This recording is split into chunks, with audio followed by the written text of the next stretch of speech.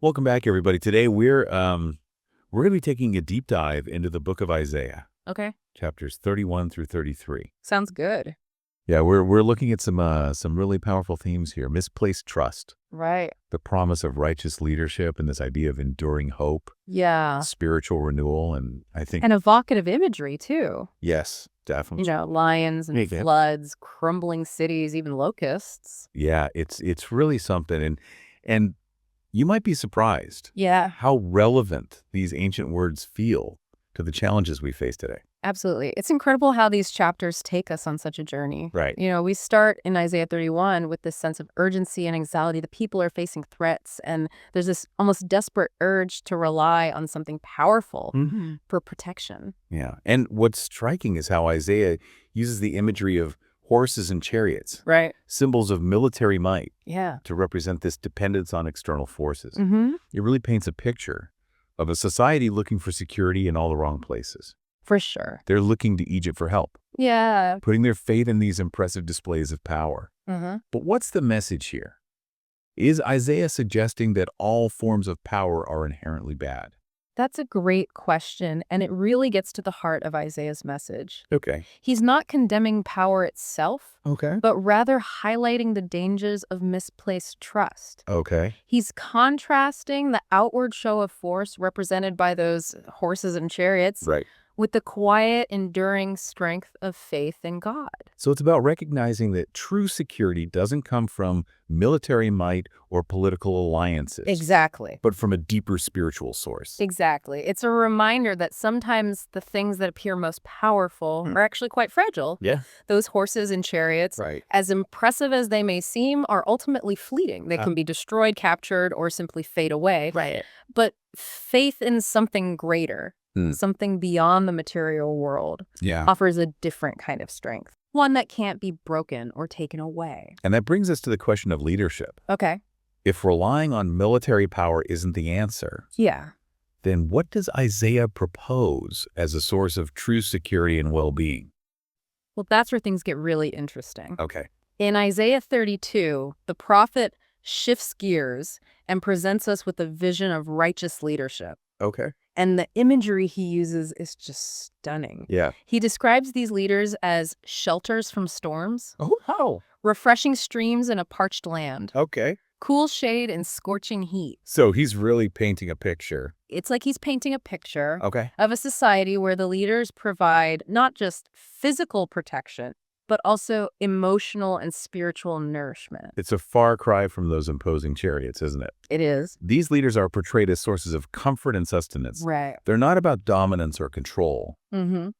but about nurturing and protecting the people they serve. Absolutely. And what's fascinating is how Isaiah connects this righteous leadership Yeah. to a transformation of the senses. Yes. He describes a society where eyes that were once blind now see clearly, Uh-huh. and ears that were once deaf now truly listen. Yeah.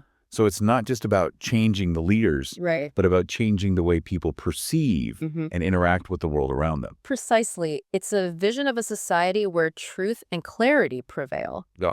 where people are able to discern right from wrong, and where justice and righteousness are the guiding principles.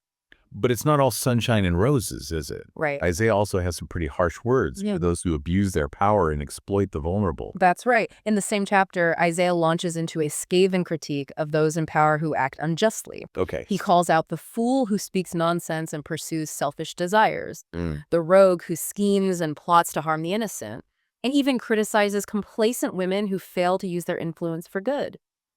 What strikes me is how specific Yes. and vivid these descriptions are. He doesn't shy away from calling out specific behaviors and the damage they cause. Not at all. Like that line about the tongue of the stammerers will hurry to speak clearly. Oh, yeah. It suggests that righteous leadership empowers even the most marginalized to find their voice. Exactly. It creates a space where those who have been silenced or ignored can finally speak their truth. Yeah. And it's a reminder that true justice involves not just punishing wrongdoing, but also creating a society where everyone has the opportunity to thrive and contribute. So we've seen this stark contrast between misplaced trust in worldly power and the promise of righteous leadership. Right. What happens next in Isaiah's message? Does he Yeah. offer any solutions or paths forward? Well, this is where Isaiah's message takes a really powerful turn. Hmm. After highlighting the dangers of misplaced trust and the longing for righteous leadership, he offers a glimmer of hope in the second half of Isaiah 32 and into chapter 33. So what does that hope look like? Does he offer a specific plan for how to achieve this righteous society? He does. And it's not what you might expect. Instead of focusing on external solutions, Isaiah emphasizes the importance of inner transformation. He describes this incredible imagery of the Spirit being poured out, transforming a barren wilderness into fertile land. That's such a powerful image. It seems like he's suggesting that the real change has to start from within, that we can't create a just and peaceful society without first cultivating those qualities within ourselves. Exactly. He's not talking about simply rearranging the pieces on the chessboard of society, but about a fundamental shift in consciousness, a renewal of the heart. And from that inner transformation, he suggests flow the fruits of peace and security. It's not about building bigger walls or amassing more weapons, but about cultivating inner strength and resilience. And then in Isaiah 33, things take another turn, don't they? There's a shift in tone, a sense of impending judgment for those who continue to choose the path of wickedness. Yes, there's a definite shift. While chapters 31 and 32 focused on the contrast between misplaced trust and righteous leadership, chapter 33 delves into the consequences of rejecting that call to righteousness. The language becomes quite intense with descriptions of destruction, fire, and trembling. Like that verse where he describes the consuming fire and everlasting burning. It's a pretty intense imagery. Is he suggesting that there's no hope for those who have strayed from the path of righteousness? It's important to remember that the purpose of this imagery, even with its starkness, isn't to instill fear or despair. It's to serve as a wake-up call, a reminder of the gravity of our choices. It's like he's saying, look, there are consequences to choosing the path of selfishness and injustice, but even in the midst of this judgment, there's still a way out. So even in this chapter, which seems quite dark and foreboding, there's still a message of hope. Absolutely. Yeah. Because interwoven with these warnings of judgment, we find glimpses of refuge and redemption. Isaiah describes those who will find safety amidst the coming upheaval, those who walk righteously, speak truthfully, and reject ill-gotten gains. It sounds like a pretty clear roadmap for navigating challenging times. Act with integrity, speak truth to power, and resist the temptation to profit from injustice. And in doing so, Isaiah suggests we create not just a refuge for ourselves, but contribute to a larger transformation of society. It's not about escaping the world, but about being a force for good within it. It's interesting how he moves from the individual level, those who walk righteously, to a more collective vision of a society transformed by justice and peace. Yes. And he doesn't shy away from the practical implications of this transformation. He describes a society where the weak are protected, where the hungry are fed, where violence is replaced by compassion. There's that beautiful image in chapter 33 of Jerusalem as an undisturbed settlement, a tent whose stakes will never be pulled up. Such a powerful contrast to the images of destruction and chaos we saw earlier. Exactly. It's like he's saying, look, here are the two paths. One leads to destruction and despair. The other leads to stability, peace, and enduring joy.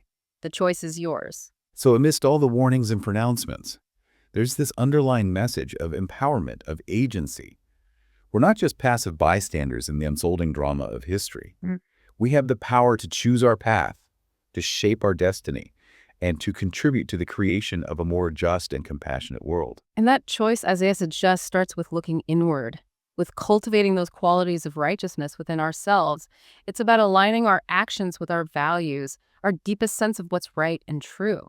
It's a lot to take in. These chapters really pack a punch. Yeah. But what stands out to you most? What resonates with you on a personal level? For me, it's the emphasis on caught up in blaming others or feeling powerless to change the world. But Isaiah reminds us that we each have a role to play, that our choices, even the seemingly small ones, have consequences, and that by aligning ourselves with what's right, we can become a force for good in the world. It's not about achieving some impossible standard of perfection, but about constantly striving to be better, to make more conscious choices, and to contribute to a more just and compassionate world. Exactly. It's about recognizing that we're all part of something larger than ourselves, that our actions have a ripple effect, and that by choosing the path of righteousness, we can create a more beautiful and harmonious world for everyone. Yeah. So like he's saying, true strength comes not from those walls that keep the world out, Right. but from cultivating those inner resources that help us face the world, Yeah. with courage and compassion and integrity. And it's fascinating how this message connects to the idea of societal transformation. Okay. Isaiah seems to suggest that when individuals embrace this inner righteousness, it creates a ripple effect, contributing to a more just and peaceful world. It's like we're all interconnected. Our individual choices, even the seemingly insignificant ones, can have a profound impact on the world around us. Absolutely. But how does this personal righteousness translate to societal change? Yeah. Does Isaiah offer any concrete examples? He does. In chapter 32, he paints this beautiful picture of a society transformed by righteous leadership, where justice flows like water and peace reigns supreme. Wow. The weak are protected, the hungry are fed, and violence is replaced by compassion. It's a powerful vision of a world where everyone has the opportunity to thrive and flourish. It is. But how do we get there?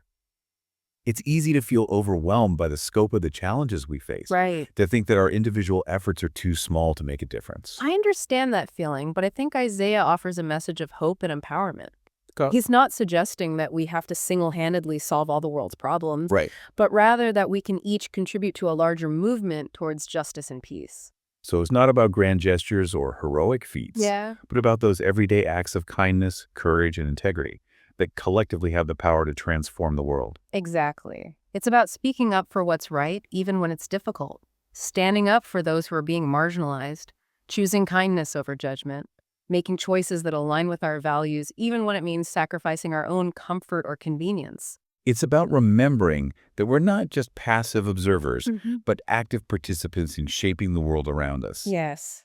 But it's not always easy, is it? There will be times when we stumble, Right. when we fall short, when we feel discouraged. Yeah. What would Isaiah say to those who are struggling to stay on the path of righteousness?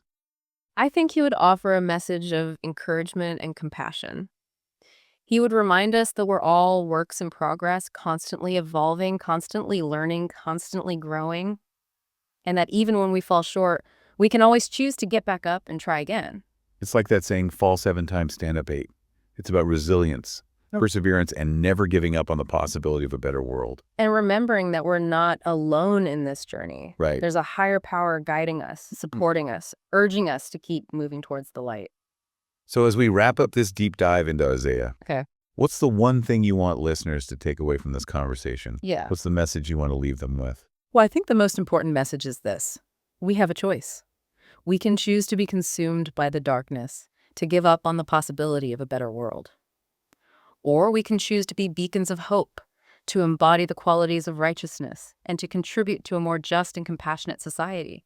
Even our smallest actions can make a difference. So let's go out there and be the change we want to see in the world. Let's choose hope, choose love, choose righteousness, and let's create a future worthy of our highest aspirations.